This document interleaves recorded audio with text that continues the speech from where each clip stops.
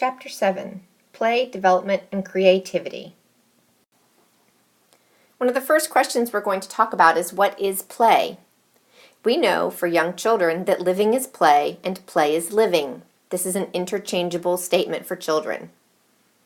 It's something that's intrinsically motivated, meaning that children choose to play because it's pleasurable to them, it's fun, and they enjoy it. It aids in mental, social, cognitive, and physical development. All of these areas are challenged during play when children have to cope with different situations that might come up. They have to problem solve, create something, and they can work on their gross and fine motor when they're doing all of these things. Play can be individual or it can be in groups, small groups or large groups. And play is an activity. It's something that kids do, not something that they make. And the durations of times can vary from minutes to days. Kids can carry out a play situation for days on end. They can come back to it, or it's something that can just happen in a few minutes. The thing that makes kids love play so much is that anything can happen when they're playing. You can always be successful when you're creating your own little world. So that's why kids really must play and have a good time when they're doing it. There are different types of play, the first being free or spontaneous. This is play that is unplanned and flexible in nature. So if you go to a playground with your students or with your own children and they meet up with a couple of other kids and they start having a good time and they create a little game or they're playing on the play structures, that's free and spontaneous play. Organized play is the other type, and it's also open and flexible, but it offers a little guidance and structure with regard to materials and equipment. So teachers may plan for children to play a certain type of activity in the dramatic area of the classroom, for example. They might set it up to be a post office. So there's some structure and there's some guidance in looking at the materials that were provided to them, but then the children are allowed to then create and branch off of what they have to create new play. Looking at some more stages of play, or theories, you might have the onlooker stage. This is typically a type of behavior where a child just watches passively while other children are engaged in playing. You see this a lot with very young children or kids who are new to a setting and very unfamiliar with the children that they're watching. Solitary play, typically you might see this with a toddler, for example, exploring his environment via his senses, walking around, picking things up, banging them on a table, putting them in his mouth, twisting, turning, looking at something, trying to figure out what all the things in the environment do. Another type of play is parallel play. Then this you might see in the later toddlerhood years. This is kids playing side by side, and they may interact a little bit, but they don't really have a direct cooperative play situation going on. Associative play is when a child is participating in activities such as circle time or being at the same sand table as others. So they're there in the same general area, and they may be talking, but they're still kind of working on their own thing. Cooperative play is where you see two or more children cooperating in a common activity to construct something or to act out coordinated roles. This you typically see with with preschool children and then on into elementary school. When we think about the importance of play in child development, it really is a critical part of how kids grow up and the things that they learn to do. In terms of physical development, you have large and small motor development, which is gross and fine motor. Overall coordination improves when children repeat games and activities. Balance is enhanced, hand-eye coordination, physical strength. Children can achieve something. When they do so, it validates their self and their abilities, and so they try harder to learn new things when we're talking about physical strength. They work with their senses and their overall strength. Outdoor play is great because learning takes place using natural materials. Whole body learning is great for addressing all of the above. So pushing and pulling on a swing, water flow, rolling balls, all of these things are helping to develop a child's overall physical development while they're engaged in a play situation. When we think about the importance of play in child development, we also think about the mental and cognitive development. And we're going to talk about some of the different theorists that are discussed in our book. When we think about mental and cognitive development, we think about how a child's language increases when they're playing, their ability to listen and follow more and more complex directions will increase as time goes on. So for Piaget, his general theory was that play does not result in new learning, that it's a pleasure-driven activity, that it reflects what the child has already learned, but he suggests that nothing new is learned when a child plays, that the child makes the world adapt to himself or herself, and they're simply going off of what they already know and not figuring out anything new. Vygotsky's theory is a little different. He suggests that play facilitates cognitive development, that it creates thought versus reflecting it, which is what Piaget thought, that it reflects thought, and Vygotsky is suggesting that it creates thought. For example, if a child uses some blocks and they notice that 2 square blocks are the same as 1 rectangle block, they're learning that the term equivalent, or that something can, 2 small things can be made into 1 whole, which is also fractions. So they are learning something new with that example. Simlansky's theory suggests that play aids social development. Sociodramatic play reflects the child's social class and culture. The suggestion here is that disadvantaged children engage in less sociodramatic play. You might want to reflect on the experiences you've had in observing children and see if that's something that you agree with. The benefits of play are obvious in so many ways. You have positive self-concepts being developed. There's very little pressure in play to do something exactly right. Understanding and expressing of emotions are worked on. Developing mastery over one's environment is worked on when children are playing. And children feel safe trying out different adult roles. You see them pretend to be a doctor, a nurse. They might pretend to be a police officer or a postman when they're in school and playing with their friends, or they might pretend to be a bad guy getting caught and working on, what's right versus what's wrong. Do you think any of these theorists have an edge over the other, that one is more right than the other? That's something to consider.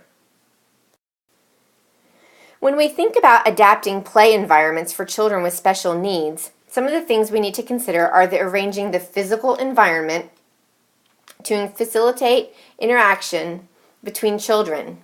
So something that you do, and that I used to do when I taught, is to sabotage the environment.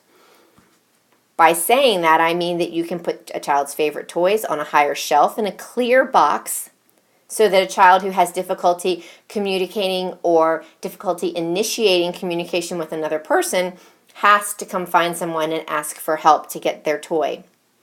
Sometimes you can almost like play dumb and pretend to not know what a child is talking about or what a child needs, to draw out more and more language, more and more requests from a child. And then you can give a child the wrong thing and see if they can then say, no, this is not what I needed this.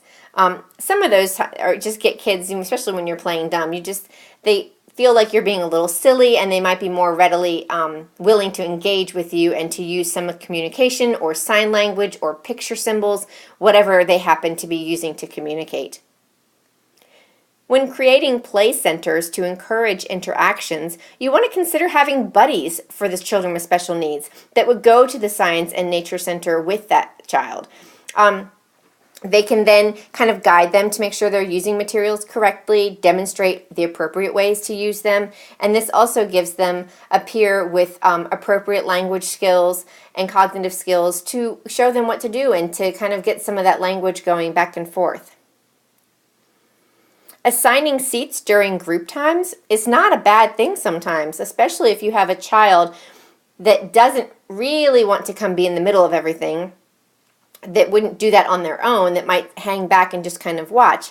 If you have assigned seats, you can know the strengths of all of the kids, and then you can kind of pair them with children that have special needs or that might be lacking in one area that another child is strong in, and strategically place them together. And then you want to use social toys rather than toys that can be isolating. So some things like social toys could be Legos, dinosaurs, dolls, for example. What are some other things that you can think of that could be social toys rather than a toy you use only on your own? In teaching this class in a face-to-face setting in the past, the topic of violent play always lends us to a very big discussion in the classroom. The question is, why do you think kids choose to engage in violent play? And obviously, TV is one of the most common things that people says that that's why they think kids engage in violent play. Other answers given have been everyday life with their home life. You don't know what kids are seeing at home. General like games with guns, Nerf guns, things like that, and video games are something that people also feel like contribute to the violent play. Sometimes children do it to address inner feelings. It can help a child who feels very powerless and vulnerable at home or in the classroom. By engaging in the violent play, they may actually feel more powerful when they're being the bad guy or being the police officer or whatever they're doing to create a violent play situation. Media and toys are definitely geared toward kids in terms of when there is something new that comes out, that's all put out into the toy, department, regardless of the movie. I know Deadpool was a very popular movie recently.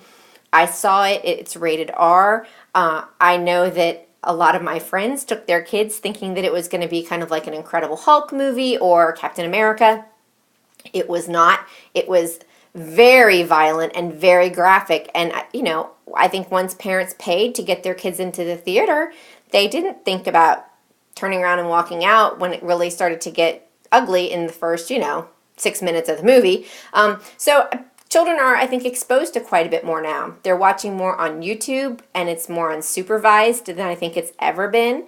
And I think a lot of that, kids have to they take all this in and they're, as they sit and watch, and then they have to do something with it. And so they do engage in some of the violent play that they see in their, media world and also in their home lives. And that can be very scary. So it's very important for a teacher to be very keyed in and watching and documenting any violent play that you see and trying to kind of get a feel for where that's coming from. Is there a situation at home that's causing this, or is this simply a parent who is letting their child kind of watch whatever they want to watch on TV or on the computer? It's definitely something that we as teachers need to try and educate parents to avoid certain things so that kids don't come to school with this kind of behavior. Jumping off of what I just said, when we think about working with the violent play situation, reducing the amount of violence children see is huge, and we really need to educate parents about that. You might make a class rule about a classroom being nonviolent in general altogether.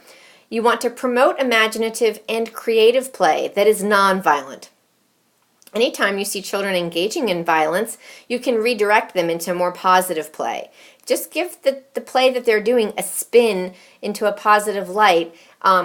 Instead of playing with guns, let's play, of course now I just said that I just had a complete brain block, but there are lots of ways you can say, we can't have guns in school, but you can definitely go outside and run around and pretend to play, like medieval times and be a knight, and you can be, the dragon or something like that, where it's not shoot 'em up, pow, pow, pow kinds of play. You want to make sure you observe children's play to find out the root or the triggers, and then help them work through those feelings if they're really, really persistent about it. Talk openly with children about violent play. Ask open-ended questions about their feelings and why they're playing in such a way. And then you want to correct any misconceptions about that violence and explain that If it was a movie they saw or something they're watching on TV, that's not a real thing. That doesn't happen in the real world. And really make sure they understand or try to make sure they understand the difference between real and make-believe. This slide was from an activity that we did. You are more than welcome to take this. First grade frustrated teacher who tells her class at 1:15 in the afternoon, "You children are so noisy and restless, I'm canceling recess." And then answer those questions below just to see, start thinking about the different ways you would react or change how that teacher would have behaved. Chapter 8, Using Technology to Promote Creativity. Technology is a beautiful thing that we have found in the past, 10 to 15 years. And really, it goes back farther than that, but most recently, in the past 10 years, the technological world has just exploded with an amazing amount of games and apps and devices for children that actually can help and can help teach them things. They also are not always so great because kids can get very sucked into them, but there are a lot of ways to incorporate them into the classroom. Technology provides variety in the program. It's something new and something novel for the children, especially for the kids who may not have that at home. It provides interesting learning experiences. It involves children in the creation of materials. Books, videos, or displays for their classrooms can be things that kids work on and then put up in the classroom. It builds on and can reinforce other activities that you've been working on. For example, you could use a camera to photograph a nest with eggs, then the baby birds, and then the empty nest. You could add the nest to the science center and maybe have some books related to the baby birds in the book area. You could make little bird's nests for a snack one day to eat. All those are ways to just kind of tie everything that you're doing in the classroom together and bring in some technology. Those pictures that you take can be put up around the classroom, or you could put them into a book and talk about the cycle of the birds that laid the eggs and they sat on the eggs. You could count how many days that you noticed the eggs were there and until they hatched, and how long it took for the babies to fly away. So that's a great project for young kids to do, and taking the pictures or even video and adding that into a book on the computer if you're doing video, or an actual book for the classroom, is a really valuable learning experience for them. There are so many different types of technology. Some of these are a little more out of date than others. For example, videotapes. I don't know that there are very many people that use these anymore. But there's also photography, digital cameras, smart toys, the iPods, iPads, any kind of tablets. Those are all something that kids just love and a lot of times are very good at using. CDs and disc players are ways to incorporate music. Interactive whiteboards, if you're lucky enough to have one in your classroom, they can provide a lot of really cool educational experiences for kids. When we think about the different intelligences, you might think about someone who's word smart would be very good at doing email types of activities, desktop publishing programs, and it doesn't have to be a super advanced thing. This can be something that even young children can work on. If a child is logic smart, you might engage them with strategy games or problem-solving software. If they're picture smart, obviously drawing programs, paint programs, spreadsheets with charts or maps or diagrams are great for them. If a child is music smart, then a software that works with composing music. You might have tape recorders or iPods so they can record their own voice or children singing or playing music. Reading programs that relate letter sounds with music are also great for this group of people. When we think about the values of computers and early childhood programs, we think about spoken communication between children as they're working on a computer program. The cooperation that they might need for one person to push the keys and maybe the other person would do the mouse. The social interaction that happens over discussing a project and what might need to happen next and where would a child need to go, and maybe one child's helping another child who isn't as familiar with the computer. Fine motor skills are being worked on when they're mousing, moving the mouse around, clicking with the certain finger to make something happen, finding the right keys on the keyboard. Self-help skills also come into play. They may have them problem solving on their own and figuring out how to work through some things. Collaborative work, you can create projects for children to work on in the computer. When we think about choosing software for young children, the first thing you really want to focus on is it age appropriate? Can the child control the software? Can they make their own actions and work on their own, or is it something that the teacher has to sit next to them and help them through? Are there clear instructions for what the kids should do? Is there expanding complexity? Software should grow with children. It should have multiple levels and ways to play, and even an area for parents where they can see how their children are learning. Does it allow for independent exploration? You always should be sure that to play the games first to see how kid-friendly they are. It's difficult to actually know if something is appropriate for a child when you haven't played it yet yourself. The Jumpstart line of software has always been an excellent line of software, and they have software that goes all the way down to babies, and basically you can even just have a baby on your lap, and when they hit any key on the keyboard, something happens on the screen. So it's teaching them cause and effect and familiarizing them with the computer. You don't want to do it obviously for hours on end, but it's a neat activity that, they have stuff that goes all the way down to 0 to 36 months and then works on up from there. And this is one last little activity that you can do at home. Given a digital camera and a photo printer, what are some fun activities you could do with the photos of each child in the class or the children in group situations working on different activities? We have come up in the past with a great number of answers, and I've always jotted all of them down as we've done this activity. I'll give you a couple of ideas just to start off. Someone had once said you could make center passports so that they could take their picture passport from center to center. Someone else said you could make puzzles with them. And one more tip, someone said you could put the pictures on cartoon bodies and make flannel board stories with them. But the list is endless, and really it just relies on your own creativity to think about all the different fun things that you could do. So that's it for chapters was 7 and 8, and if you have any questions or something is unclear, please don't hesitate to email or text me. Texting me is the very best way to get in touch with me, and if for some reason I ever don't answer you right back, it probably means I did something bad and read it at a stoplight and forgot. So don't hesitate to just text me or email me again. Thanks, guys.